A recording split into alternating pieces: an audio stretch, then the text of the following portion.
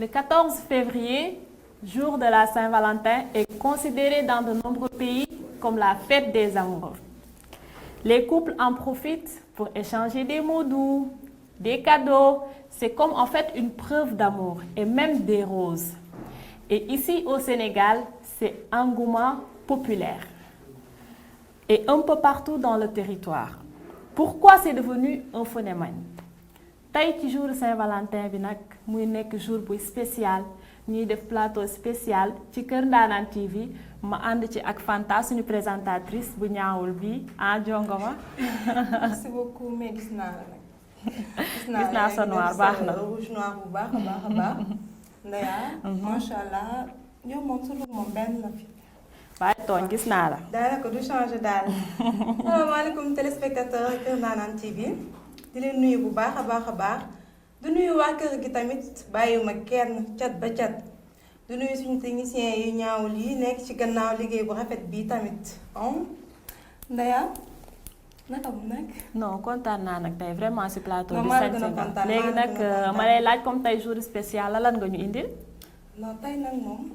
en fait xam nga comme mënul ñàkk Saint-Valentin ni ñu ko xamee fête des amoureux. ku nekk da ngay exprimer ni nga bëggee ki nga nekkal. exactement pour ñëpp loolu la daal Saint-Valentin. dëgg la man nag xam benn jour ne suffit pas pour montrer en fait à mon amour ni ma ko bëggee. loolu fort na. yéyé moo tax nag dama am benn poème bu ndaw rek. poème benn. pour lire ko ko. fii de naan naa waaj. ci def ma xool nooy présenté nooy wanee sa amour sa Valentin sax la ñuy wax comme tey bésu Saint-Valentin la nan nga koy wanee ni nga ko bëggee. Ndeya. À mon amour, la raison de mon bonheur, c'est sûrement ton sourire, qui déborde de chaleur, qui déborde de douceur. La raison de mon amour, c'est sûrement ta douce voix qui résonne dans ma tête, qui me calme et qui me rassure. La raison de ma joie de vivre, c'est sûrement ta présence qui me procure de l'énergie, qui me donne des frissons. Sans toi, mon cœur se brise, je me perds dans le brouillard. Sans toi, je vis la tristesse, je ne peux pas vivre le bonheur. Je t'aime, mon amour. Mbokk téléspectateurs yi tàccul leen ma loolu Fanta mii dégg ngeen ko tey li mu wax def na déclaration direct amouram wan ne ko carrément da koo bëgg. kontaan naa ci yow lii xale jigéen ñi waa sañ nañ ko ba tey. mënuñ ci xam nga lu mënul ñàkk la rek. mënul ñàkk la mais pour man après nga nettali ma plus bi ndax xam naa ne lii moom nga fi lii am na leneen lu ciy topp waaye comme def nga poème man tamit du ma nangu tamit da ngay def déclaration. di ma bàyyi waaw wax dëgg fa neex yàlla yow tamit xanaa. dëgg neexul am na loo xamante ne andil nga ñu ko. vraiment yow tamit sama amour faa mu wan ko. daay daa. ayca boobu moo fi nekk. donc tey dama koy wax. Sous mes yeux émerveillés un bouquet de roses. Quel romantisme de ta part. Il est multicolore, simple et parfumé comme un jardin. Dans cette pièce un peu sombre, toutes mes pensées amoureuses vont vers toi. Nous sommes de plus en plus heureux et complices chaque jour et cela me réjouit. Tu es toujours attentif, mais pas seulement.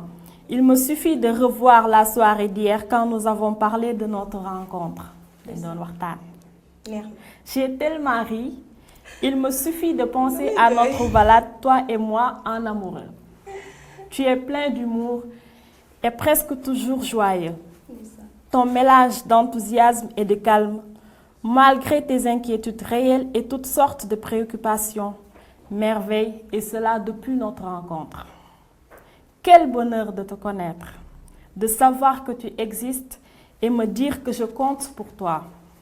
Je me sens comblée, il n'y a pas d'autre mot. Enfin si, je me sens confiante. Fanta boo déggee mu wax lii je me sens confiante fi ma daanelee dëgg neexul damaa wóolu sama bopp ndax damaa xam ne sama mbër man lay wër. dëgg la am nga ci plein droit ku nekk am na droit ne ki ma nekkal man lay wër waaw loolu moom leer na. d'accord comme demee na noonu nag comme niñ ko waxee tey jour Saint-Valentin la. Fatou indi na poème am def déclaration d'amour man Ndeya ma indi sama poème def déclaration d'amour day nekk access code. d'accord nga ci loolu. d'accord naa ci loolu. tey amul présentatrice bu fiy toog te indiwoo sa poème def déclaration ma xam ne xale yi wóolu nañ seen bopp. maa la wax loolu. donc bu ñu jaar pare nag de. ah ñu ma gis si biir kër gi. loo nga gis. non Ndeya. wóolu nga leen non dina leer léegi bu dee wóolu nga leen rek yow Fanta dina leer. macha allah li ma gis nii ni ngi tiital na ma daal en tout cas. léegi kaay ñu dugal suñu présentatrice bu njëkk bi muy Fatra.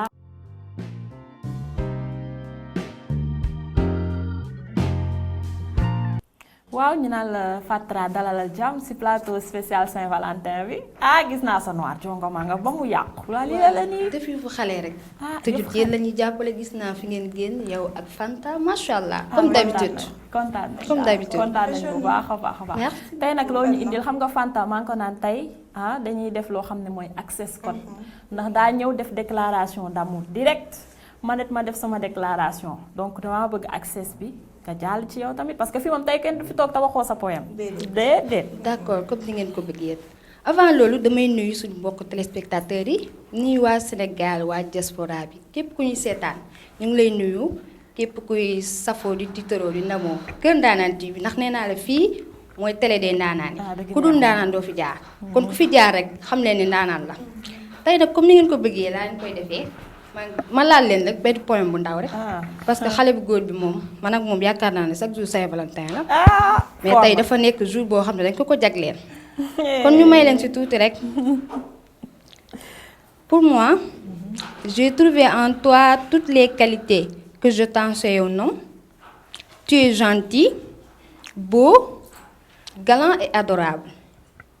À mes yeux, tu es donc quelqu'un d'exceptionnel. Et pour tout cela, tu me plais énormément. Mon souhait le plus cher serait que tu partages les mêmes sentiments que moi et que tu aies envie de faire plus ample de connaissances avec moi. De mon côté, j'ai vraiment envie d'apprendre de te connaître et de passer plus de temps avec toi. À toi mon bonheur. tey loolu laay indi loolu tàcc leen loolu Fanta loo ci wax. xale yi de ma dama keef bàyyi ma noppi. tey nag loo ñu indil nga présenté. tey nag bu ma wéet ci plateau bi. da ngeen ma invité mu ànd ak ndaanaan. koo xamante ne yaakaar naa ni kenn dootu ko présenté ci Sénégal. kooku mooy Pape Diagne. doomu Xombal.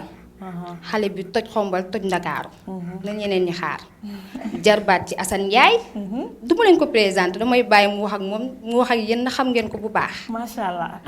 Pape maa ngi lay dalal ci plateau bi ak jàmm. maa ngi lay fay bu baax a baax fa di nuyu suma jigéen yi ma fekk di nuyu waa kër gi waa Kër Ndaanaan TV vraiment di ziar di kontaan bu baax ci invitation bi di leen nuyu di nuyu soppe yëpp nag vraiment surtout rawatina fa ma jógee muy sama cosaan di Xombal di nuyu soppe xarit di bëgg ñëpp vraiment di kontaan ci invitation bi.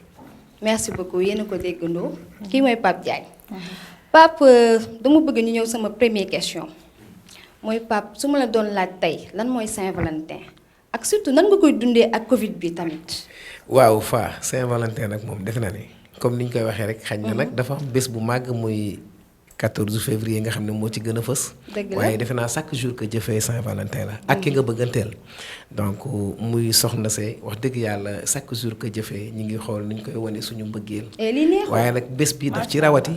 defe naa ne bu ñu doon def benn chaque jour bii moom dañuy yokk bu baax a baax double d'effort. vraiment pour béggal ñi nga xam ne ñoom la ñu am ndax chaque jour que jëfee rek mbëggeel la. macha allah Pape namm nañ say soirée. dëgg la. namm say single vraiment. yaa ngi daan yëngal kenn nga ci ñoom. dëgg la ñu lay laaj tey Pape loo ñuy préparé ak foo toll na ñaan nañ yàlla Covid bi tamit pousse ñu yeggali tamit. incha allah rabbi ñi ngi ñaan yàlla mu jeex nag ndax projet yi mu tënk sax bari na parce que ñu ngi doon préparé événement bu mag muy Sorano. donc ñu ngi studio di préparé ñaari morceaux yu bees xam naa ne bu génnee tamit di ngeen bokk ñi ci njëkk a jot bu soobee yàlla. dinañ bëgg waaw donc Covid moom ku ne xam ne ne comme ndogalu yàlla la moom dañuy muñ rek. te wax dëgg yàlla santaat yàlla suñu borom. ndax ñi mu gën a laal nag wax dëgg yàlla bokk na ci artistes yi. vraiment parce que seen côté moom xam naa ne metti na lool ba léegi gars yi ñu ngi toog di xaar waaye nag ndogalu yàlla la donc ñaan rek mu jeex ba ñu mën a reprendre incha allah rabbi. d'accord léegi Fanta Ndeya dama leen di bàyyi sama invité laal leen playback bu baax. d'accord xam naa dina leen neex. léegi man am naa benn question avant nga kii nga ñuy may playback comme tey Saint-Valentin la ñu wax. est-ce que mën nga ñu raconter benn anecdote ci Saint-Valentin ci yow ak sa soxna wala keneen kooku mës a dundal. waaw mais xam nga des fois boo nekkee jeune xam nga surtout que des fois nga def yëfu kii yooyu rek di boole fii boole fële. feebaru naa nag ci Saint-Valentin boo xam ne ki ma woo dama ne ko dama feebar waaye mujj gi ma gauche te xam nga loolu rafetul loolu noonu donc des fois xam nga rek caay-caayu góor la des fois dina am waaye mi ngi noonu daal yëfu xale la yëfu jeune la waaye rek buñ ci jógee donc dañuy gën a nag xam ne li ñu war a def rek moom mooy respecter ñi ñu war a àndal te yàlla jeunesse sans souvenir n'est rien. waaw gis nga mënta ñàkk des fois nga def yëfu xale yoo xam ne mooy loolu di béggee ñëpp nag vraiment di leen béggewaat comme ni ñu koy waxee rek di nuyu tamit sama fans yi nekk Gambie surtout pépp ci àdduna bi incha allah rabbi. d'accord léegi ñu lay wax tamit ban conseil ngay jox tey jeunes amoureux yi. waaw xanaa ñu gën a jàppale seen ñi ñu nekkal soit muy seen copines yi wala seen jabar yi parce que nag jigéen moom wax dëgg yàlla day suñu lépp comme niñ koy waxee donc teral ko sagal ko dafa am solo ak teeku tee bu rafet bi nga xam ne moo am solo parce que mooy suñu yaay mooy suñu jigéen mooy suñu lépp kon tee leen tee bu rafet am na solo ñun yéen lañ bëgg yéen lañ am sans yéen ñun duñu dem fenn mi ngi noonu léegi sa dernier mot balaa ngay ñuy defal playback. waaw xanaa kontaan rek vraiment ci invitation bi kontaan bu baax a baax di nuyu gars yi techniciens yeeg wax dëgg yàlla ak suñu frère Omar ak ñoom Fatima vraiment di nuyu ñëpp nag wax dëgg yàlla parce que gis nañu fii moom wax dëgg yàlla ay nit yu baax ñoo fi nekk ñu dikkee ñëpp dañu dalal dal bu rafet vraiment suñu kër la ñu te def nañ ko suñu kër te di ngeen ci xam dara xam naa dinañ fi def leneen loo xam ne nag live sax lay doon incha allah ñu ngi xaar loolu incha allah rabbi d'accord donc ñu lay bàyyi nga may ñu son bi jeex na waaw ci comme bésu bëggante la ñu may leen morceau mbëggee rek mais bii nag moom dama am problème mu emploi du choix ci ñetti nit maanaam ñetti jigéen la Nafila ak Dada ak Eva ku ci nekk daal mi ngi may wax ni ma bëggee waaye am naa problème bu kan laa ci war a àndal xëy na après ngeen wax ma ko. d'accord léegi Fatou ñu lay wax yow tamit lan ngay wax sa fans yi ak sa dernier mot. waa di kontaan vraiment plateau bi neex na te yaakaar naa ne li des moo dàkk léegi damay jox rendez-vous ñii seetaan ñu bañ a zappe fenn ñu toog xaar lii ñëw moo dàkk lii kon baax na di kontaan aussi ci sama invité vraiment nekk na ko oyof vraiment kontaan nañ ci moom daal macha allah ñun xam nañ ko bu baax dañ koy suivre. non incha allah ñun kay loolu du si xam nañ ci dara. kon léegi ñu bàyyi ko rek. mu may ñu lu neex rek. d'accord.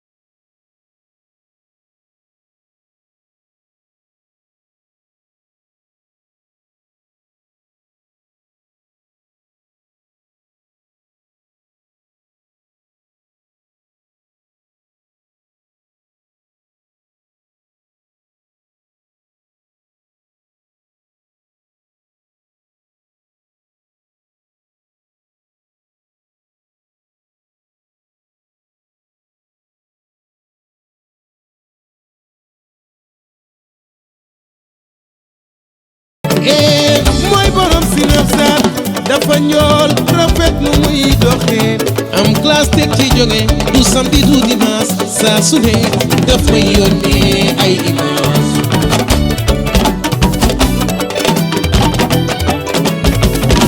na fi nee na man rekk la bëgg jalal naa ko daw dëkk su ma ko defaloon baat yàlla bi nee na ma dina fa dëkk bu doon junni at la pare na pour doo xaar ma wuy dee dadaat nee na ma xas ko dina ko muñ ma dóor ko dina ko muñ xoyal ba sam jox ko mu naan ak mbégte li mu mënta muñ ñu ñàkk a connecté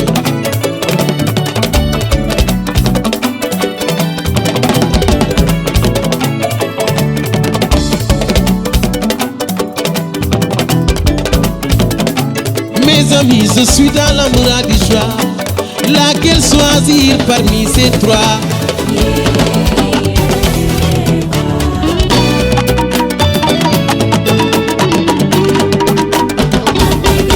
Li nara ñuul ci sow bi moo nara andi coow li. Caméra 360 defar image am. Këri jàmbur yi muy monté. Oto yi jàmbur yi muy photo. WhatsApp, Facebook, Snapchat dugal na ci beneen coow.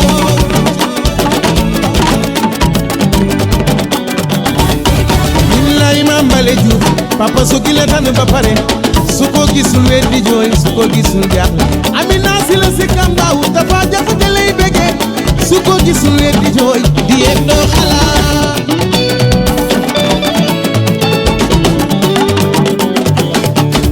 wali ma tey yaay Seex Tijaan Omar lay bégee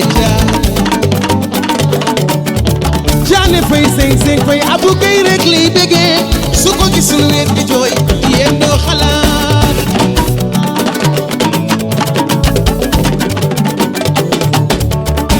ay da yaay yaayi Papisa dafa jëm lay bégee waaw ay da saw yaay Seex Tijaan de Samba Jaay dafa kii lay bégee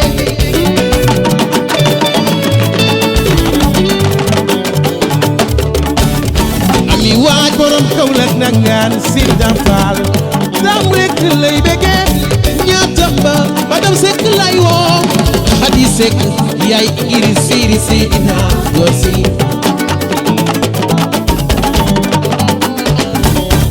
dumbe caam siri Asan Njaay Asan lay bégee su ko gisul wet di jooy su ko gisul jàpp Faatu Njaay Gambiya na kire mu tambi doon ñi yaayu ana ngi di ma way la woon naa la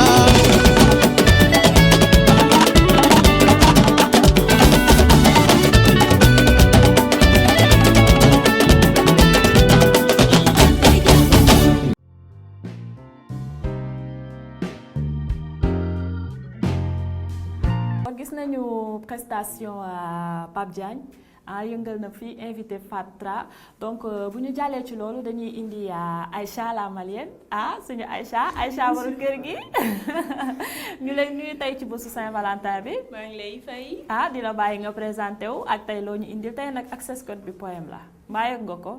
tey ku fi jaar ku fi toog di nga joxe sa poème di nga def déclaration directe. c'est préparé wu na yàgg na. kon baax na Aïcha ñu dem. ok salaamaaleykum mbokku téléspectateur maa ngi tudd Aïssatou Sissoko de Kër Ndanane TV tey ji moom indi naa leen benn poème bu neex.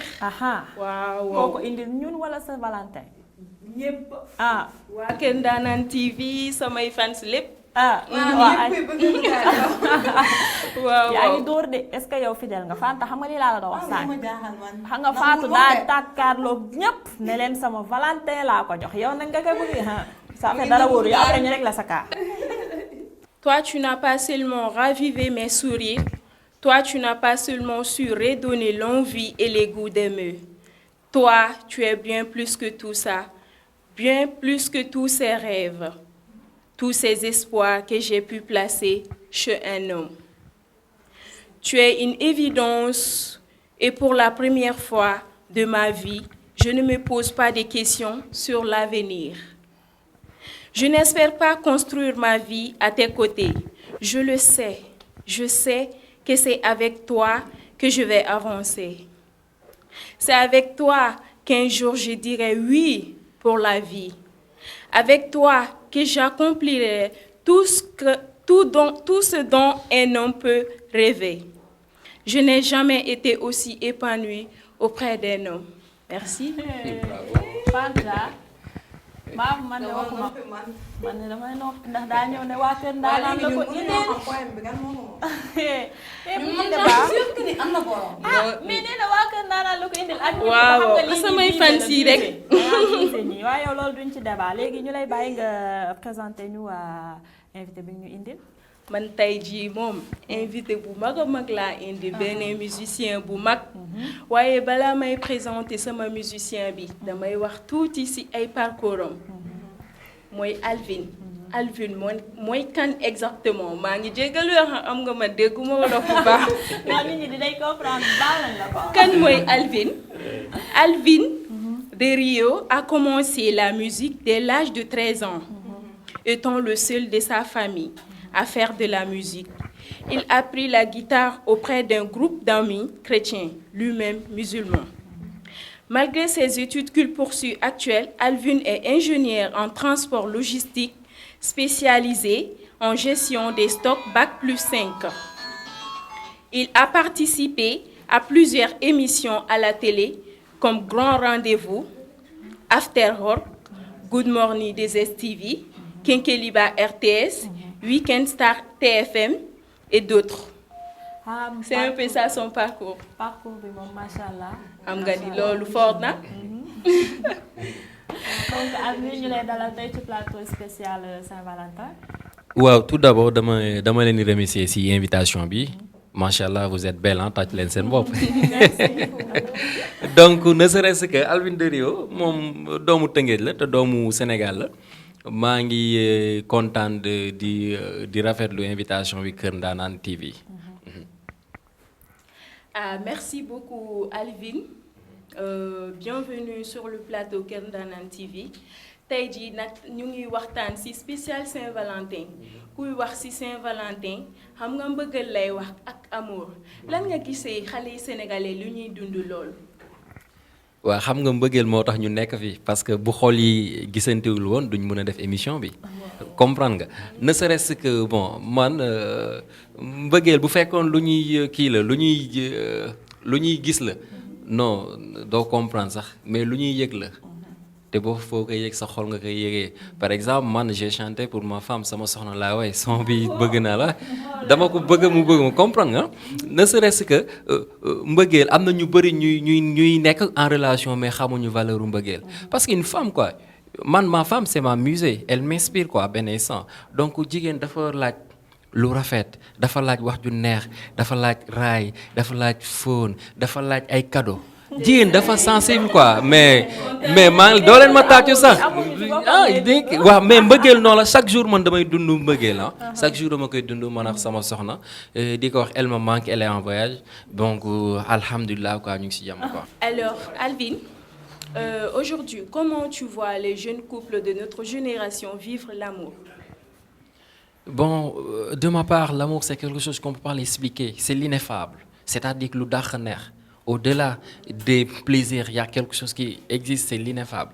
Donc moi, quand je parle avec le cœur. Je vis avec ma femme, elle est belle, elle est charmante, elle est bien éduquée. Vous savez, donc avec la nouvelle génération d'aujourd'hui, ñoom mbëggeel ñu bëri xamuñu ko.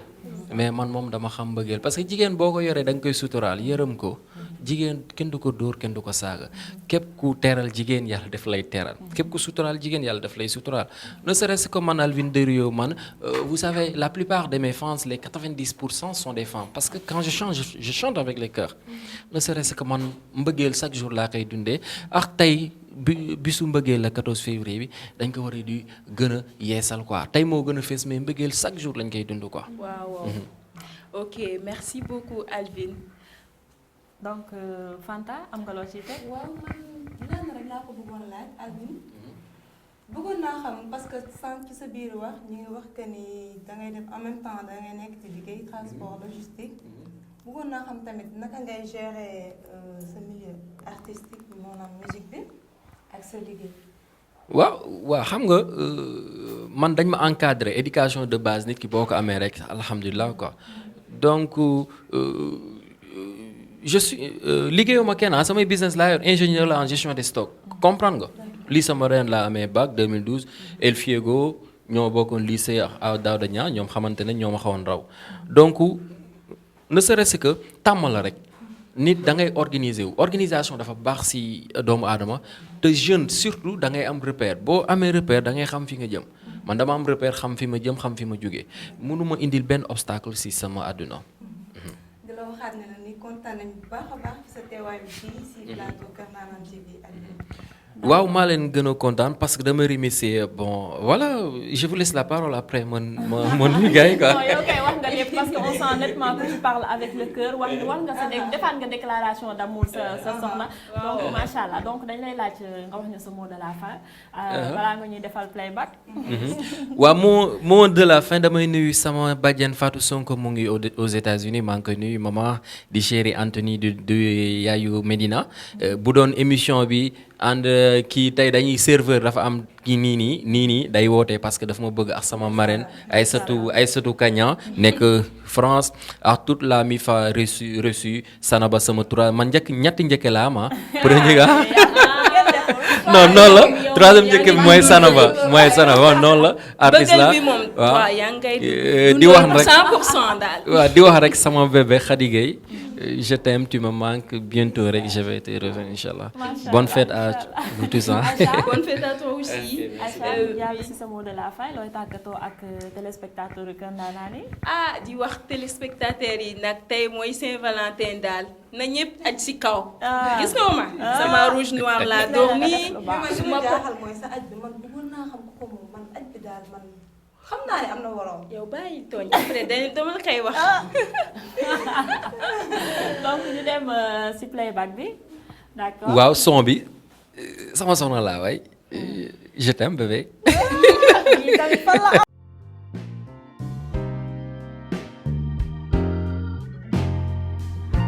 njëkk daje si bis la woon ma gis ko bare mel ni dama reer xale baa ngi mel ni lampe Dubaï ndeke ko defandre lu am la baawu ba léegi mënatuma nelaw man bëgg naa la mbala la du ko fay xale bi yaay sama wettel man fonk naa la yaa ne si sama xol xale bi yaay sama àdduna jantu mbëggeel le fenk na kenn mënu ko mesurer si sama xol bëggeel jàmm laay attaquande benn mënu seede bàyyi mara su ma ne lay bëgg naa la nga war ma gëm yaa di sama xol yaa di sama xel yaa di sama lépp yaa di sama at man bëgg naa la mbala la du ko fay xale bi yaay sama wettel man fonk naa la yaa ne si sama xol xale bi yaay sama àdduna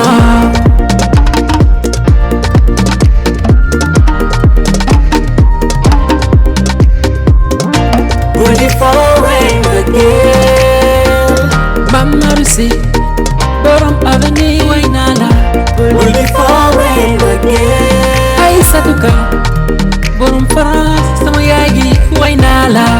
Bul di foowee mbëggeel. Bàjjen Fatou Sonko, yaay borom Amérique kaay waay. Bul di foowee mbëggeel. Boss Bedey, transitaire bu mag bi kaay waay. Man bëgg naa la. mbala la du ko fay xale bi yaay sama wettel man fonk naa la yaa ne si sama xol xale bi yaay sama àdduna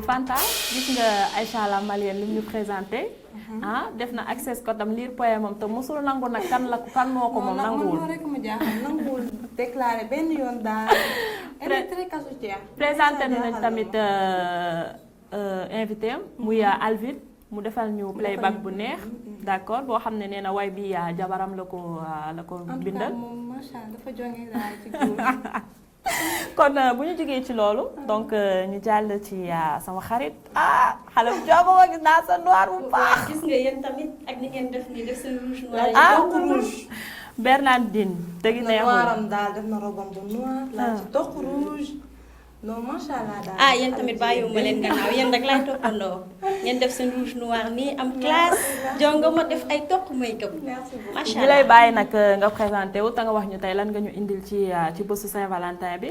asalaamaaleykum di nuyu Sénégal di nuyu waa diaspora di nuyu Kër Ndaanaan TV télé bi nga xam ne kenn dootu ko présenté Sénégal muy Kër Ndaanaan muy ay ndaanaan rek di fi daje maa ngi tudd Bernardine Coly nekk présentatrice fii Kër Ndaanaan TV tey nag damay wax ci Saint-Valentin ku wax Saint-Valentin wax mbëggeel te mbëggeel ku ne xam ne ci xol lay jógee waaw looloo tax tey xam nga xol yi fees nit ñi kontaan yaa ma gën a xam ñu def ay rouge noir sàjj nii ànd ak bés bi. dëgg neexul voilà. waaw kay te tey comme li ñu wax lépp Fanta wax ko ne access code moo fi am waaw comme ñi fi jaar sànq. xam nga yow gis nga bu baax ni mu demee dañuy def ku nekk da ngay def àndaale nga xanaa sa access code. nga xamante ne moom tamit wax ma leneen bañ a andi. non leeralal. tey bés bi dafa rëy. non leeralal. foog ma wax leeralal sa poème koo koy may. ku ko jar a ko jar. xanaa du ma wax tur bi. non doo jar wax tur bi mais visé la bul def comme Aïcha. moom xam na boppam. kon baax na ak fu mu mënti ne xam na boppam. kon pare naa ci wax di nañ ci jàll. Je veux t'offrir un bouquet de fleurs, te dire des mots qui viennent du cœur. Que ces moments durent toute l'année. Être et me comble de l'être aimé. Ceux qui s'aiment du fond du cœur n'entendent pas la Saint-Valentin. Pour le montrer, pour le prouver. Pour dire je t'aime à l'être aimé. De jolies roses pour cette journée. Des mots d'amour pour mon amour. Des mots d'amour qui chantent si haut. Pour toute la vie, je t'aimerai fort. barke Rasulullah yaa neexi français. loolu dinaa def. gis nga Bernardine présenté ñu sa invité bi parce que kii mi ngi dugg ci sa invité su ma invité de moom xam nga kenn mënul ko présenté Sénégal ndax da di doomu réew mi. da di doomu réew mi di doomu Kumba Gawlo kenn dootu ko présenté. te ku ne ku wax Kumba Gawlo rek xam na ne légende la. kon kuy ànd ak Kumba Gawlo du como. daanaan pire laa indi tey. ma lay wax Kora nga présenté wu wax ñu yooyu yaay kan. waaw salaamaaleykum àdduna salaamaaleykum waa Ndaanaan TV. Ndaanaan TV nag boo ko déggee man duma ne Ndaanaan TV dama naan ndaanaanu site internet yi ndaanaanu télé yi. déggal ne nag wax dëgg yàlla daanaan bu laax woon bu ne yéen koy wone. dëgg neexul di leen ñaanal yàlla leen yàlla yokk taw feex. télé bi dema dem ba doon ay télé yàlla mën na ko. Kora nag man moom xam naa ni moom du ma présenté wu ci digg Tëngéej du ma présenté wu ci digg Bargny du ma présenté wu ci Sénégal. na nag tey Kora da di benn doomu ndaanaan tey bokk ci Kappaar Ndiouga Diagne ko xam si ni waa dafay man boo nee Kora rek présenté na boppam. ne nag Kora ka mooy kan lañ ko tuddee. Kora Fall Dudu Mbacke Fall amakuma la man mbaaw ngiraan mbaaw was sekki néegi mbaaw. mi nga xam ne nii li muy def Tëngéej bari na may naanaan nag. juddoo ci Kappaar ndaanaan di tëgg suma famille dañuy tëgg dañuy way tey boo nee Alpha Dieng ne Baye Ndiaga Faye ne Momo Dieng ne Fall Ndiaye Faye danga naan Kora Faye c'est la famille ku ne xam ne ni nag Momo Dieng suma rak may ànd ak moom di liggéey di ànd ak suma yaay Kumba Gawla Seck macha allah ñu def presque 14 ans di liggéey xam nga kookoy Kora quoi Kora daal ngeen invité tey waaw. Bernardine du ma la dog waaye moom mii kaay ma wax la benn secret de xaw ma ndax xam ngeen ko waaye xamoo leen ko. waaye bokk na ci ñu ma jàngal seet. jëmm ji yaakaar naa ne maa ñoom yàgg na lu yàgg dëgg la. dëgg la. mu doon majorette Abdoulaye Sadji ak Mansour Sy ma may nuyu sama mag Mamori. Ngom ak Aziz suma seex. ñu yoroon leen majorette macha allah looloo waral ba ngeen ma waxee émission bi rek dangay teew nee na. kuy wàlli waan bu ne sa dëkk dafa tëggul te ñun Tëngéej doon am département Rufisque Bargny tey dama ñëw fi tey dama kontaan parce que tey damay gis Dakar ñëw naa gis ko Tëngéej te lii suñu yëf la kon donc yàlla xeb dool di wax ni nag autorité yi dañ leen a war a dooleel de nan leen wuyu si ne nag fii ku am ku ne sa dëkk ngay yóbbu man de boo leen ma soxlaa TFM soxla ma sax damay ñàkk. barki Serigne Fallou. parce que leer na ku ne duma watan mbaam booba mbaam dafa deewul sa buntu kër. waaw je suis très content pour la invitation. Kora ci kaw loolu ma laajte la ndax wax nga ci sa biir wax ni Kumba Gawlo sa yaay la tey ñu dégg ci média yi Kumba Gawlo def vidéo ne day bàyyi woy loolu lan la lay def ak ban yëg-yëg nga ci am. waaw loolu am naa ci yëg-yëg mais bon gars yi léeg-léeg ñoo koy peut-être ni mu waxee ak ni mu déggee bokkul. xam nga ñun ay jaami yàlla lan dañuy feebar dañuy dund dañuy dee. bon kon donc nekk na ci aar bi rafetal ko ba yàlla teg ko benn ndog-ndog muy feebar tawat ñëppay tawat. mu tawat dem ci ay médecin ñu ne ko foog nga arrêté way tuuti doog mën a reprendre at mais waxul na ni day bàyyi way. macha allah maa ngi profité tamit di ko ñaanal di ko ñaanal Sénégal gi yëpp ñaanal ko. ne nag macha allah kumba moom kumba Sénégal la. waaw Kora Faye ci kaw loolu ma laaj la. ñu gis ne dem nga Afrique dem nga fu ne dem nga Europe dem nga fu ne voilà ñu gis ne ak situation àdduna bi nu mu fu mu toll léegi ak coronavirus bi ñu laaj la yow mi tey en tant que artiste nan nga koy dundee. waaw tey nu ñu koy dundee mooy sant yàlla rek nekku na xam na ni feebar bi moom balaa la boo xam na ni ci nu ñu ko waxee sunu borom moo ko fi wàcc mais nag lu mu yàq bari na trop parce que ñun avant mbas mi rek ñun waroon na noo dem tournée ak Coumba Gawlo tournée internationale man it waroon naa taxawaloon naa ci sama programme boo xam ne nii dama ko doon def chaque année muy le 4 mars. xam nga mais malheureusement après xam nga lépp mujj yàqu quoi xam nga tey jotoon nañ ci finance suñu xaalis mais lépp dañ koy sant suñu borom rek mooy comme ni may wax jàmm ak pexeem yàlla ak dogalam suñu borom nag moo ko dogale noonu di ñaan yàlla suñu mu jëlal ñu ko fi. kon nag xam na ni nag état bi tamit def nañ tamit at bu noble xam nga xam na ni artistes yi ni mbas mi laal na leen. xam nga ñu jàppale nu xam nga jox na ay kii mais nag man li ma ci wax mooy que ni léeg-léeg affaire yi ni ñu koy séddalee xam nga moo jaaduwul. xam nga moom moo jaaduwul mais aussi ñun loolu yoruñu. parce que tamit nag toog nañ presque 9 mois. tëgg nu waynu te teewul xam nga waaw ñu ngi sant yàlla bu baax quoi. di ñaan rek mbas mi jóge fi man moom ay joxe ay état bi joxe naag yooyu yëpp ñun ñu ko gënal moo ñu dem jouer ji. ñu dem tourner ji parce que artiste xam nga loolu moo koy dundal.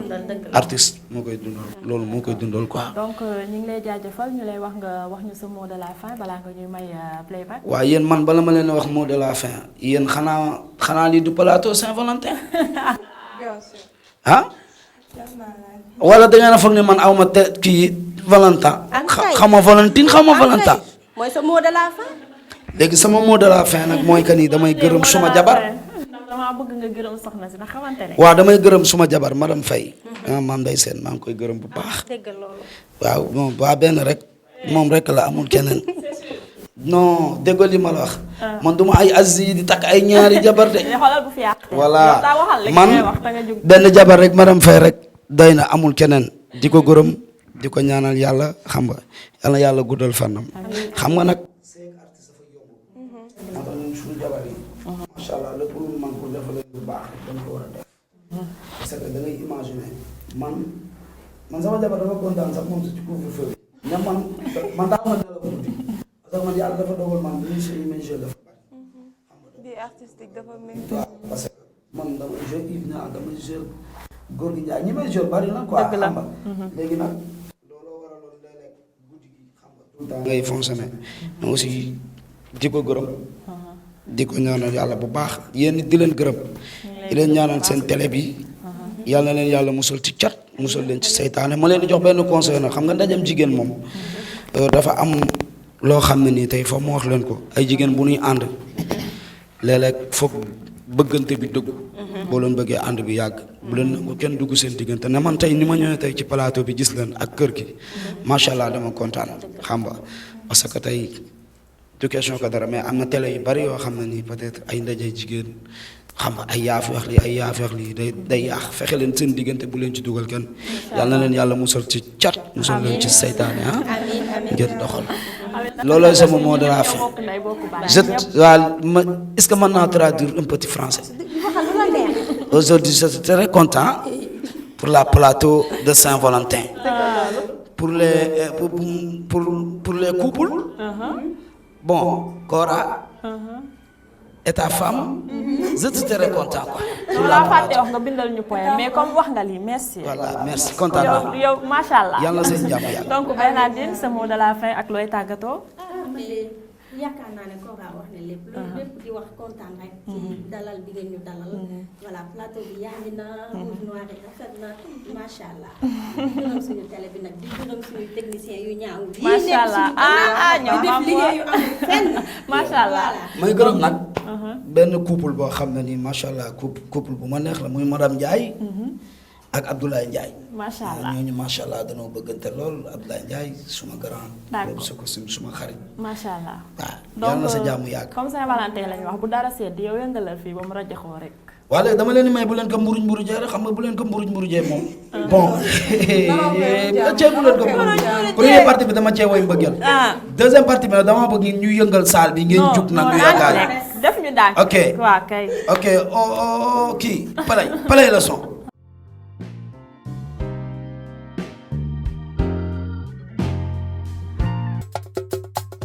C'est ça l'emballage ici Sénégal. mbaraj ku fi génn nii ni koora. chéri bëgg naa la loolu dëgg la. góor ñi am pouvoir. lay loolu dëgg la. léegi si jigéen ñi am pouvoir. la yàlla dogal. ay ana sama séeri fu mu ne su ma la gisul du ma ne. yaa ma daxal mburu ak lem kon mburu jee yow mburu jee bu kenn mburu jee Cheikh Fall borom Espagne bëgg naa la lool Mouhamed Fall ay dëggoo sa yaay Sër Mounas Baye Jamirien ak Khadija Ali Fall sa baay xarit ànd bu yàgg bii li dëgg la kon fexeel bu kenn mburu jee kon mburu jee yow mburu jee awa ay dara sama jigéen bëgg naa ko koy daaw da fuy Cheikh Loum sa baay ne dëgg la ko koy Suzanne laay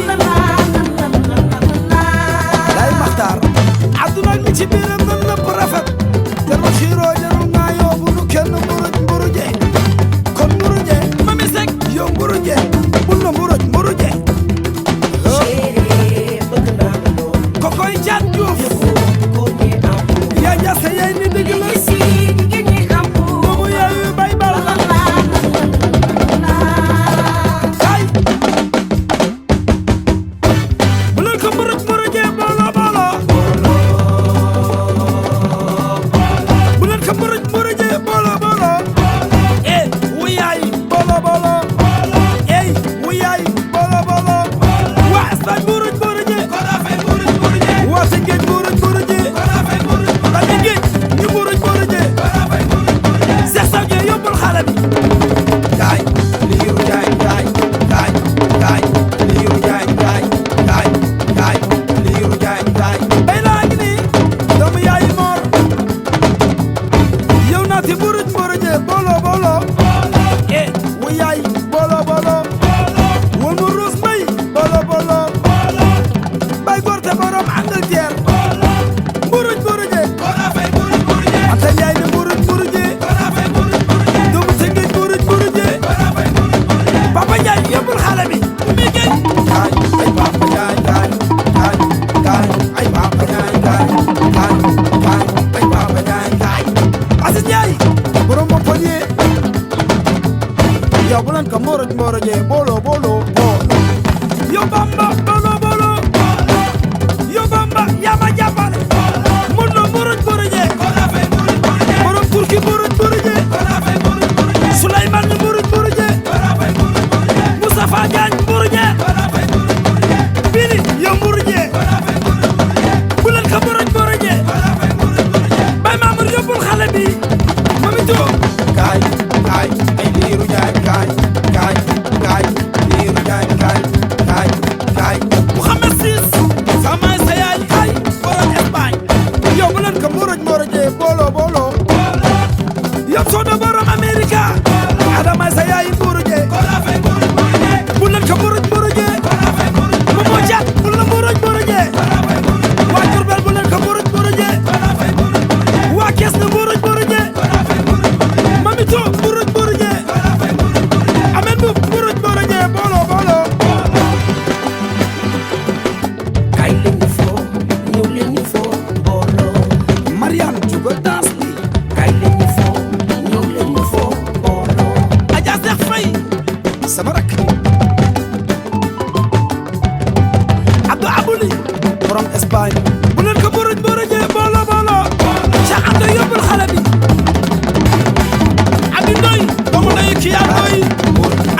yow Seydou Ba Moussa Gueye sawlu kaay fa baas rek asooy sa yaay dëgg la Kalla Sarr buruj burujee booloo booloo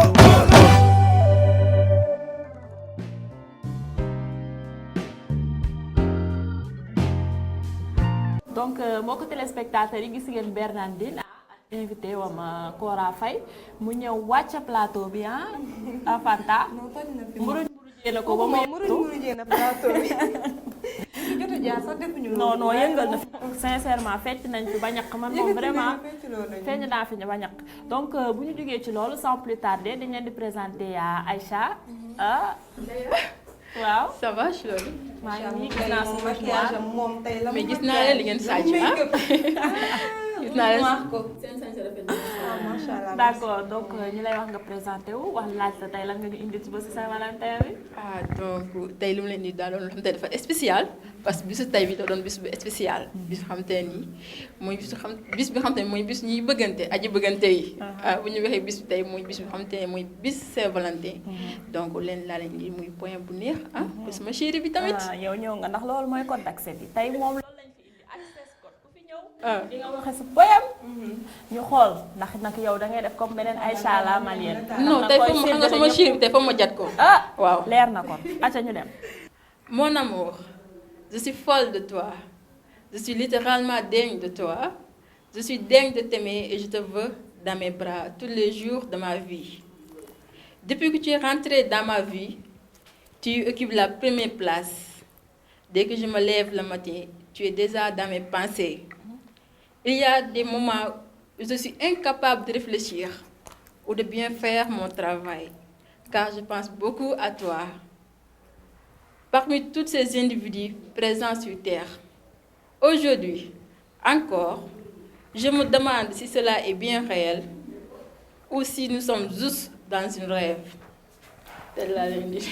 rêve yow yaa ngi ci rêve bi wala nekkoo ci man de bëgg naa fekkee rêve bi man sincèrement rêve bi moom bëgg naa ci Badou taarkaal la yow wane nga sa bopp waa gis nga tey bisu tey bi ko laaj bisu tey ji moo ko laaj donc Aïcha ñu bàyyi la nga présenté ñu sa invité waa tey dama indi naanaan bu mag nekk naanaan bi nga xamante kenn dootu ko présente musique Galsen dëgg la muy xale bi nga xamante bu yuuxoo rek xol yi féex macha allah nee naa la bu yuuxoo rek sa xol daal di féex nga kontaan. waaw kon baax nee naa la muy xale Grand Dakar. donc muy xale international laay wax. ndax y' a pas mal d' artistes. ñu mu joué ndool. ku si mel ni Viviane. mais aussi ku si mel ni waa Banlieusard. donc ñu naan kaan Ladior muy artiste bu mag donc Ladior maa ngi lay nuyu Lésia. waaw maa ngi lay fay bu baax maa def.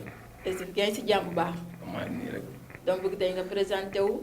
nga nuyu téléspectateurs yu Kër Ndanane TV xam ñoo ngi toog di la seetaan. waaw maa ngi nuyu ñëpp di nuyu Sénégal gi yëpp di nuyu fi teew ñëpp parce que bon. ñoo ngi ci musique bi yàgg na ñoo ngi dóor mi daanu taqale bon ñoo ngi jouer guitare ndànk-ndànk quoi. tey la wax si bisu tey bi ndax bisu tey bi danañ bis bu spécial bis bi nga xamante ne bu ñu waxee rouge noir rek xel yi dem si bis bi muy bis aji bëggante yi. xam ne xale la ba ci mag 7 ans à 70 ans donc loolu si bisu tey bi bisu Saint-Valentin. waaw xam nga xale ñoom dañoo bëggante quoi ñoom foo leen fekk ñoom bon. c'est non ñun suñu mbëggeel mi ngi nii. ci daal ñun fii la ñuy bëggante quoi.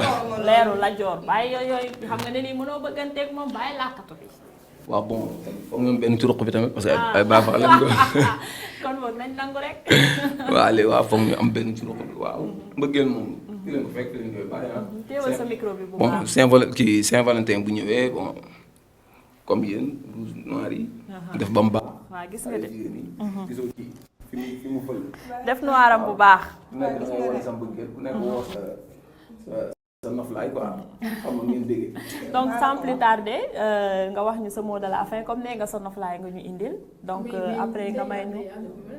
suma invité tey. day bëggante de. waaw wax na ko déggoo nee na am na benn bu muy denc ci rukk bi. non yii mu ko denc ëpp na. waaw kon baax na léegi comme heure bi mooy loolu donc dañ lay wax nga wax ñu sa mot de la fin ak projet yi ci lu gàtt rek après nga may ñu sa noflaay. waaw bon projet yi mooy man bon ñi may liggéey ñëpp presque ay Guinéen lañ parce que fa laa nekkoon def naa fa 10 ans.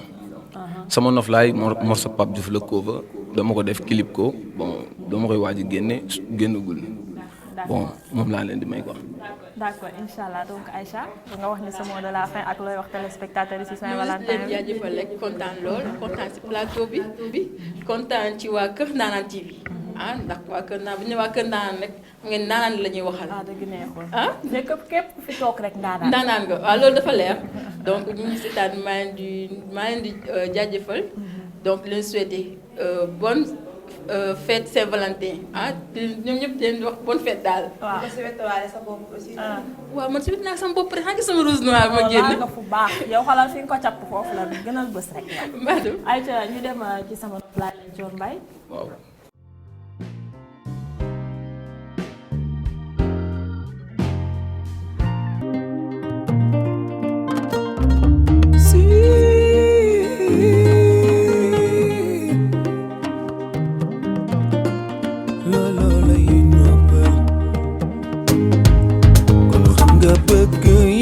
moo koy fay waaye yaay sama noof laay kon nag tool bi nga war a bay bul ko bàyyi mu booy bul ma seetaan bul ma fowee demal naxtaan ka fore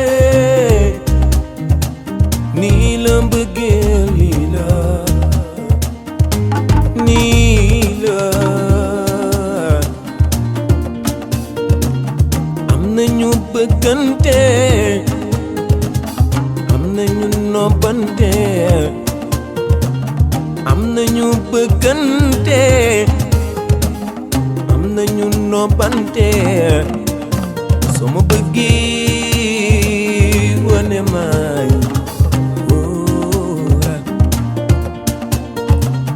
tànn naa la sa dëgg tànn naa la ngir nga sëyal ma soo ma bëggee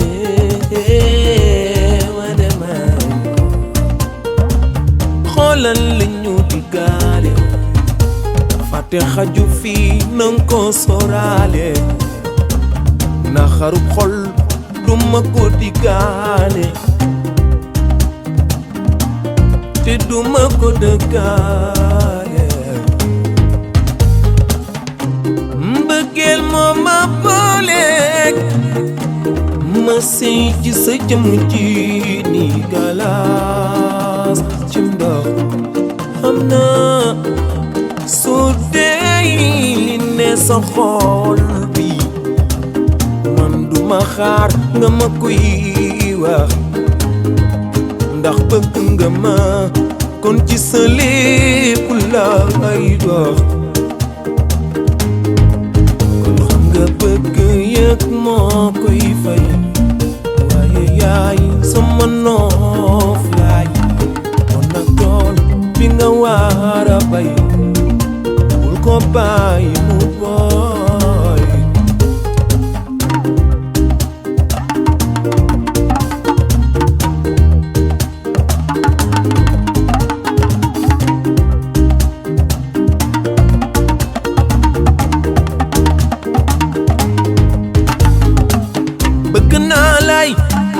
bëggatuma ba bu mbëggeel ga dafa desoo waaw waaw ma ne ñaar ñu yàlla boole ay waay wax ca lu mbaaxee looloo lay noppal woo looloo lay noppal bëgg naa la looloo lay noppal xale bi looloo lay noppal mbëggeel looloo lay noppal looloo lay noppal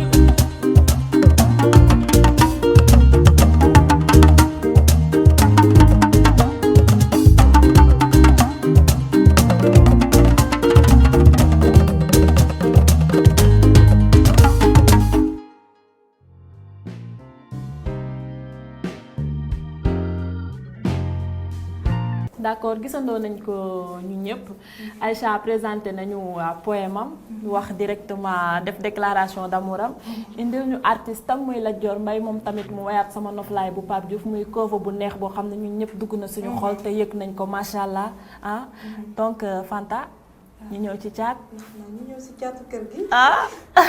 kooku mooy Fatou Kiné caatu kër gi. mais moom man li ma jaaxal dafa génn ci beneen couleur. moom ma jaaxal non après dinañu wax nag couleur bi lu muy signifié. non man balaa tudd damay jug taxaw wane sama robe kaw ba suuf nag sama kër daf maa sàjjal. waaye caaxaan. xale bi lii la ma defal. waa tam lii lan la ci robe. bii ngay jaw couture kenn du moom ci biir réew. waa xale bi nu mu ñëw baax toogal gis nañ sa robe bi lépp nga sañ sa bu baax. barke yeneen bi. donc Thiat ñu lay wax nga présenté wu te nga wax ñu tey tamit loo ñu indil ci bés bi. donc avant tout salaamaaleykum àdduna salaamaaleykum waa Sénégal salaamaaleykum waa Kër Ndanane TV kenn du ñëw ci biir réew la chaîne de l'élégance. chaîne bi nga xam te lu mu tegul baaxul. may rafetlu loolu invitation bi ànd mbégte contentement. tey nag Ndeya. dama indi lu neex.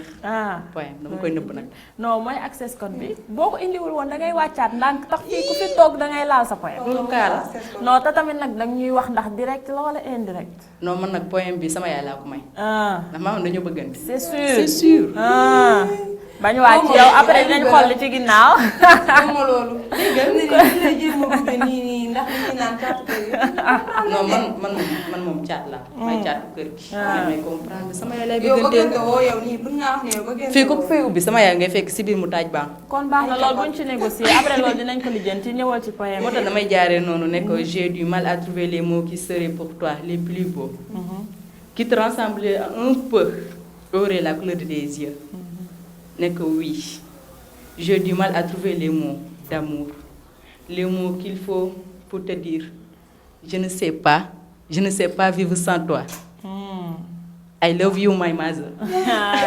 visé na ko ci maasa bi waaye loolu tamit dugg na ci xol ndaxte Saint-Valentin du jëkkër ak jabar du far ak gel sœur yi ñun dañuy bëggante frère ak sœur xarit yi ñu di ànd ndax gis nañ ñoo xam ne dañuy ànd mu gën a leen seeni sœur loolu yëpp ci la bokk. bu ñu jógee ci poème bi lan nga ñu indil sànq dégg naa demoon nga def reportage. damaa génn wàcc ci terrain bi. dem seeti benn xale. xale bi ñu ngi ko xamee ci Soxna Dieng. Dieng Saala way ndeer xale bi wax ñu lu bari ci wàllum amour. xamal nañu nag que ne bëggante nekk loo xamante ne yaay comment dire góor la ak jigéen dong. mais nit ki mën nga bëggante ak sa yaay. dëgg la à l'âge de 7 ans. jusqu'à 70 ans. mën nga bëggante tamit. indi na histoire de 7 à 77 ans. yaay kenn amul fayam xale bi nag ñu seetu ko macha allah. mu wax ak ñun ci xeetu baax yu baax. yu neex. yu am solo. voilà kon ñu ànd seetaanandoo. ñu ànd seetaan sama mbokk mi ma jël tey.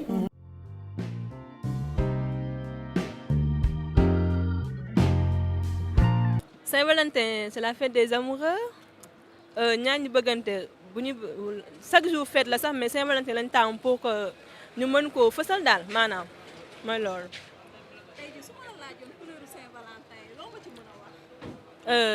nit ñi de faral nañ di sol rouge noir et blanc et tout yooyu noonu mais man daal bu ma doon jël damay jël rouge noir waaw. waaw man préféré naa montre et chemise pour ma jox sama partenaire man dinaa préféré jox ko montre wala chemise.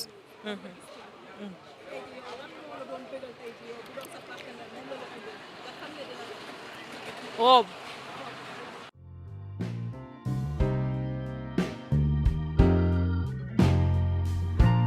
comme Ndeya gis nga élément bi kenn mënu koo xool te doo reetaan tamit macha allah wax na lu am solo ci mbëggeel moom comme dama siy jaarat elle s'appelle Soxna Dieng nee na moom chaque jour fête d'amour la nee na amour yamul si le 14 février donc nee na moom chaque jour mu ngi dund amour macha allah moom nag nee na da see taamu rouge noir comme gars yi dañ si taamu ay rouge blanc comme man ma def nii.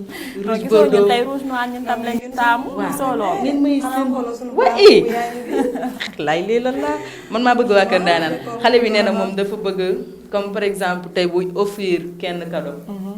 mu jox ko montre chemise et cetera quoi. nee na da koo bëgg ci xolam. d'accord. ma ne ko ki nga koy jox ko gën a bëgg nag. elle est galante. mu ne elle préfère robe. d'accord.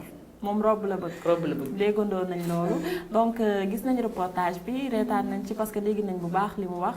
ci loolu la ñuy jugee parce que nit ñi tamit dañuy utiliser ay petits cadeaux. d'accord comme li mu ci wax montre yeeg affaire yeeg. yooyu Fanta am solo tamit Ndeya souvent. ngay ki nga nekkal xam nañ ne nekkul ay alal wala mooy tax nga wan nit ki ni nga ko bëggee. mais nga koy offrir ay petits cadeaux comme ay genre fête yu mel nii. dafay dundal seen xol yi daal.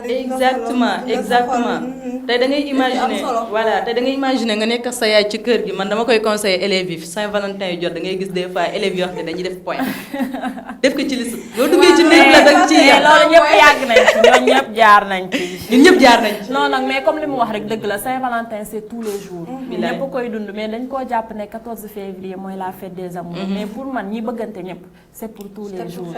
d'accord donc bu ñu jógee ci loolu ñu laaj la sa mot de la fin ak lan ngay conseiller jeune amoureux. man moom caat la waruma wax ci amour mais damay wax ci wàllum diggante yaay ak doom papa ak doom. dëgg la xarit ak xarit bëggante la. jànk man moom waa Kër Ndanane TV laay bëgganteel ak sama yaay fa laa yem. waaw kon baax na. kon waa Kër Ndanane dégg ngeen loolu Fatou Kiné ne yéen lay bëgganteel. donc damay daal di ànd mbégte contentement. ci invitation bi. ci yéeg bi may yéeg ci plateau bi jàkkaarloog gars yi indi sama reportage. donc ñu ngi lay jaajëfal bu baax macha allah gis nañ sa robe sa sañse merci beaucoup tamit ci reportage bi. merci beaucoup donc ñu lay souhaiter joyeux Saint-Valentin. à vous aussi.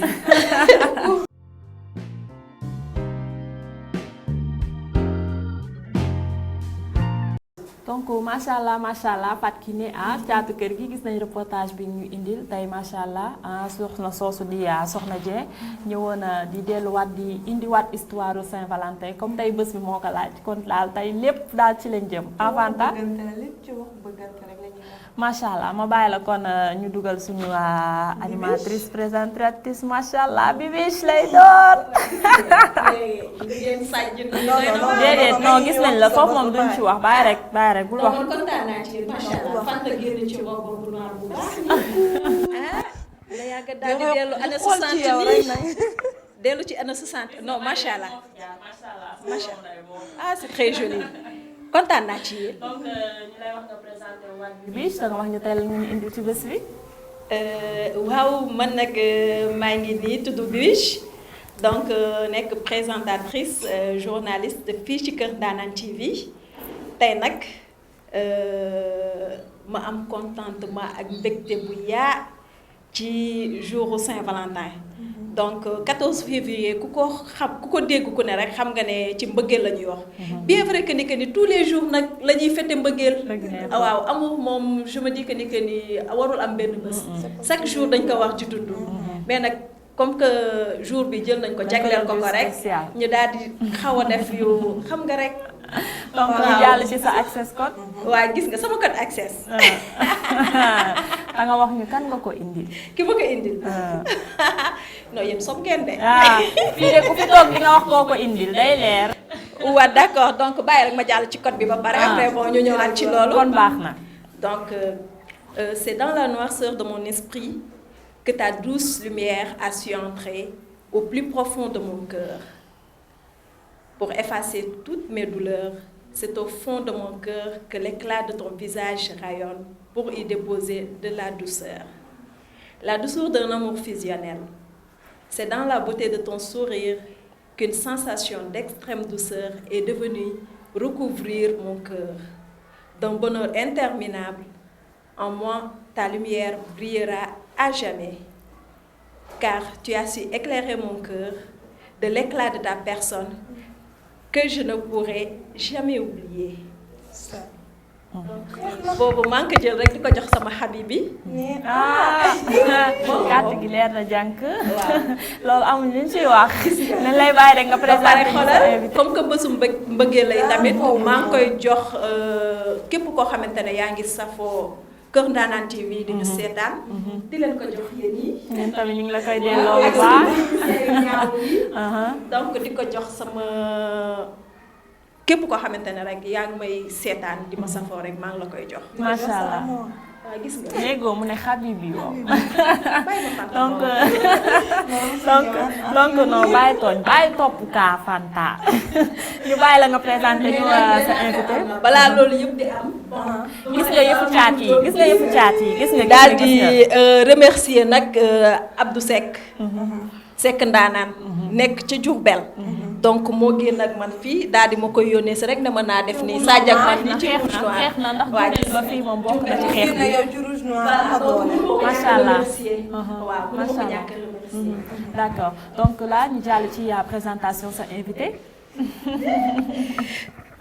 waaw d'accord moom nag moom dañuy kontaan ci di ko dalal fii nga xamante ne ci kër gi la bokk. ci kër gi la dëkk muy Pëj Laay. donc nekkatul koo xamante ne tey jii dañ koy présenté. nekk na fi koo xamante ne borom baat bu douce macha allah yàlla dénk na ko loolu macha allah buñ ko catu nag di l'enfant chéri de Cambérène. borom acoustique yu neex yi borom soirée yu toj yi. donc dama koy bàyyi rek mu présenté wu.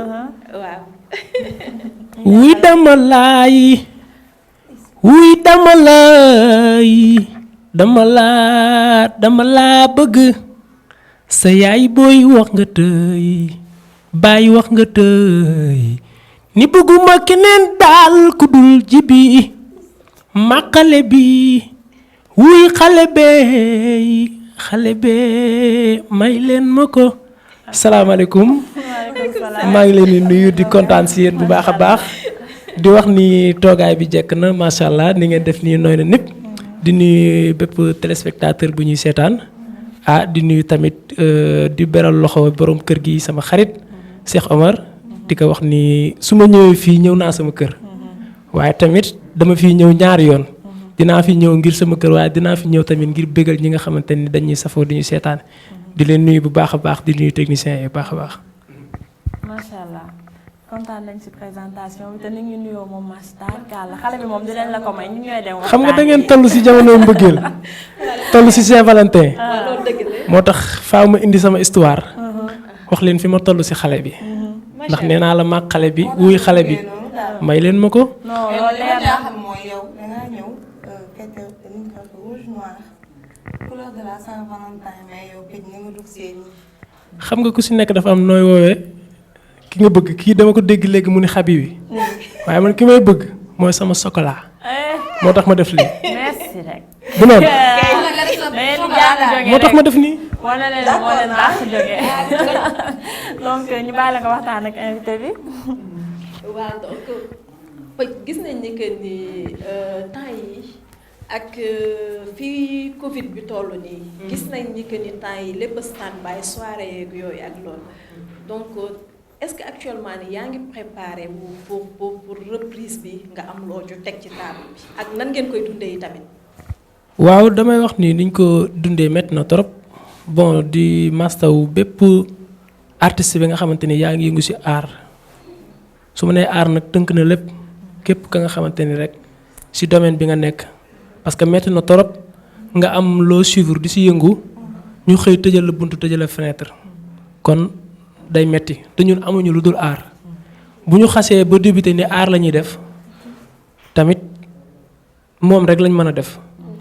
beneen côté bi nga waxee mooy que ñu ngi liggéey walla liggéey ñu ak lu ñuy préparer depuis ñu dugg ci art rek ñun la ñu pare pour liggéey pour lu ñëw duñu bett gaa ko confinement maladie bi am na mais duñu tee suñu ruq tamit ndax artiste xam ngeen ne du nelaw bu ñu newul ci boîte di jouer guddi gi ñu ngi tëju di travail ak suñu xel kon dafa metti benn instant kenn mënu leen fay waa di ñaan gars yi surtout président Macky Sall muy woyofal affaire yi ci artistes yi ndax metti na toll fi mu nekk nii defatuñu dara tëdd nelaw ak xalaat bu metti lañ fi nekk te xalaat bu metti bu yàggee da lay indil dépression waaw boo doon xalaat di sotti boobaa di nga équilibre voilà noonu la demee mais pour l'instant metti na trop mais maa ngi masaw ñëpp di wax sant yàlla daal. non sant yàlla la bu baax. surtout donc dañ lay bàyyi rek. non comme moom tey moo nekkoon suñu dernier invité donc dañuy jaare waale foofu ñu tàggatoo balaa moom muy tëj plateau bi. tey nañ ko laaj la ñu andi ci Saint-Valentin bi. moom kay wax na leen ca ñëw na tey ci bis boo xamante nañ ko may xale bi. bis bi ñu nekk bisu bëggante waaw bis bi moom li may wax rek lu am solo lu nekk dañ koy symboliser yàlla wàccee doomu aadama wàccewul góor rek dafa wàcce góor wàcce jigéen. ba pare wëlbatiku ni la xadd karak naa banni aadama man maa teral doomu aadama ci biir teral gi mu ñu teral ci la ñu boole ak yéen mënuñoo dem ndax yéen ba yàlla di ñu dugal àjjana aadama ak awala boole dëgër bopp nag moo ñu wàcc fii waaye si biir dëgër bopp gi yàlla def na kenn mënul si dem bàyyi sa morom ñuy dund mbëggeel di dund la nga xamante ni tey mënuñu ko dund ak leneen kon nag damay wax bis bi lu jara fonk la beneen bi mooy ñu fonk encore jigéen ndax jigéen trésor la jigéen mooy lépp lu yàqu jigéen a ko yàq waaye lu baax lu ne jigéen a ko defar te fépp fu góor nekk rek jigéen a ko dooleel kon nag mention spéciale yéen ngeen tàcc seen bopp jigéen ñi te xam ni Sénégal bu neexee yéen a ko neexal ñun bu ñu xëyee liggéey def lu nekk bu ñu ñëwee suñu xel pour mu dal yéen ak suñu wet kon nag maa ngi koy may képp kuy jigéen ak kuy bëggante ak waayam di la wax nag li ma leen indil son bii mbëggeel bi yéen a ko moom. macha allah kontaan nañ trop ci loolu donc bi bis looy wax sa mot de la fin ak looy tàggatoo. bon xanaa di jaajëfal ñëpp. kontaan ci ñëpp. donc di wax ñëpp rek joyeuse fête de Saint-Valentin. bu dara sedd tey moom dara warta sedd. bien vrai que bon confinement baa ngi fi mais dara nag voilà. dafa war a jax. non dafa war a yëngu. dara du sedd tey donc Fanta sa mot de la fin looy tàggatoo ak la sañseel. waaw Ndeya sama robe bu tey. bu ma def lu dul remercier ki nga xamante ne moom moo di Eumeu Sow. moom moo ma génnee fii tey ci robe. macha allah moom tamit lu mu jaayul daal pour man baaxul. waaw moom mi ci robe yu rafet yi. tuba yi lépp loo bëgg daal ci lu rafet rek na nga ko mën nga koo amee ci moom. remercier ko bu baax a baax tamit ki nga xamante ne moom laa nekkal. bëgg ma macha allah comme tey bésu Saint-Valentin la. ormaan na bés bi faxataal na ko fulaal na ko man daal am na sax lii moo yi nga xamante ne moo adéquat. yow daa mel ni sa cadeau bi pataana de ndànk rek ndànk toogal ndànk rek instant bi xol bi sedd na de non non non doo fi jooy léegi dama lay wax tamit lan ngay conseiller jeunes amoureux yi. waaw ñi nga xamante ne ni man en li sama conseil man. ci ñi nga xamante ne ñoom ñoo bëggante man je me dis que ne na góor ñi di muñal jigéen ñi rek. bu góor ñi di muñal jigéen ñi tamit ñuy fidèle. xam nga di wane à chaque fois ni nga ki nga nekkal nga koy wan ni nga ko bëggee loolu tam daf ci am solo. dëgg la pour moom tam muy bañ di leen di xooli ci feneen. yaa ma gën a xam daal affaire yi daal yaakaar naa ne bu ñaar ñëpp sincère rek. pour man day neex. di remercier bu baax a baax suñu waa kër tamit. sama yaay samay rakk macha allah maa ngi remercier ñëpp ak tata Oli mi nga xamante ne moo nekk si gannaaw maquillage bi rafet.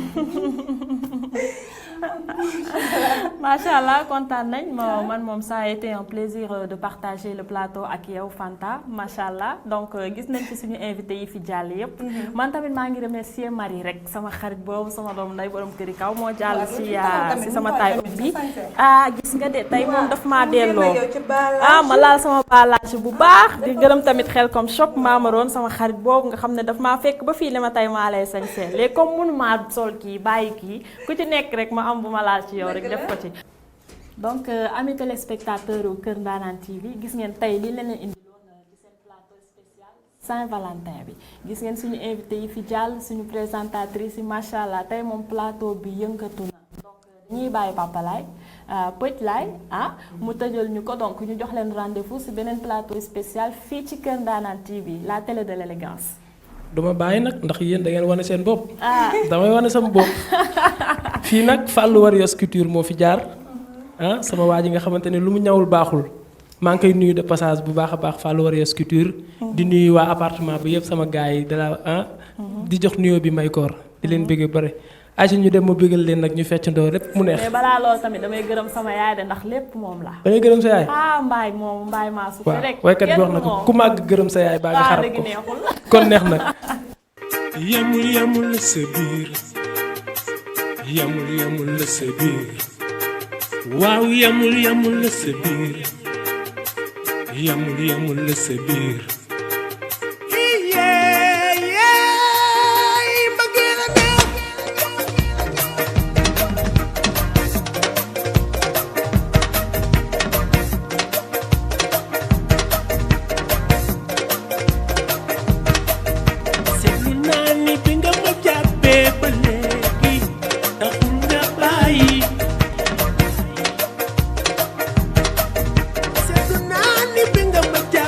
Yeah.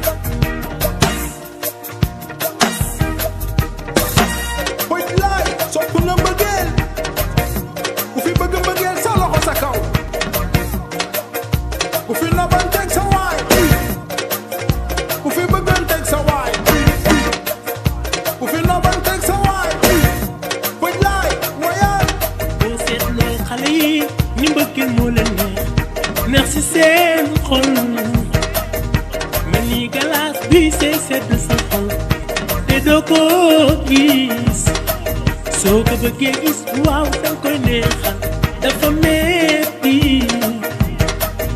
mbëggeel gi daal dafa xew ci jamono yow daal woyal ma